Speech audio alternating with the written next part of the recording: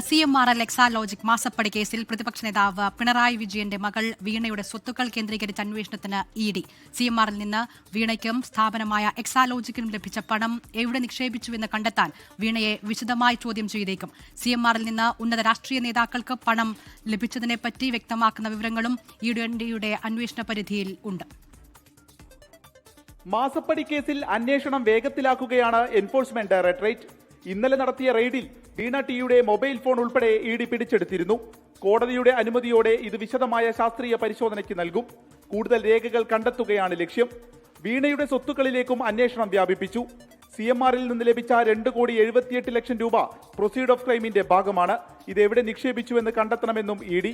പ്രാഥമിക മൊഴിയെടുപ്പിൽ വീണ പറഞ്ഞ കാര്യങ്ങളിൽ വ്യക്തത കുറവുണ്ട്. അതുകൊണ്ട് തന്നെ വിശദമായി ചോദ്യം ചെയ്യും. CMRL നിന്ന് ഉന്നതർക്ക് പണം നൽകിയെന്ന് നേരത്തെ കണ്ടെത്തിയിരുന്നു. പുറത്തുവന്ന ഡയറിയിലെ വിവരങ്ങൾ കേന്ദ്രീകരിച്ച് അന്വേഷണം നടത്തും.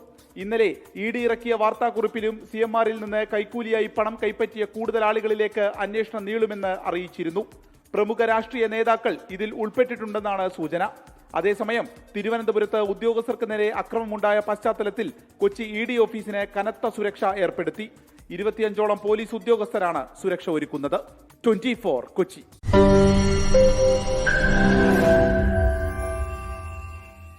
ലോകത്തെവിടെയായാലും ഏത് സമയത്തും 24 വാർത്തകളും ഓഗ്മെന്റഡ് റിയാലിറ്റി പാക്കേജുകളും എക്സ്പ്ലെയിനറുകളും വിശദമായി കാണാൻ ഞങ്ങളുടെ YouTube ചാനൽ നിങ്ങൾക്ക് സബ്സ്ക്രൈബ് ചെയ്യാം.